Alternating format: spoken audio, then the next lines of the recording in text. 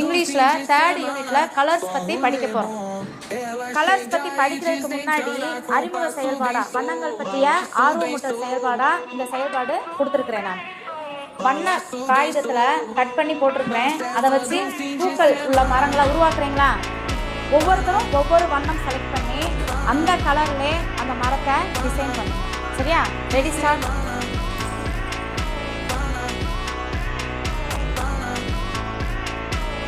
சூப்பரா இருக்குடா பார்க்கிறதுக்கு.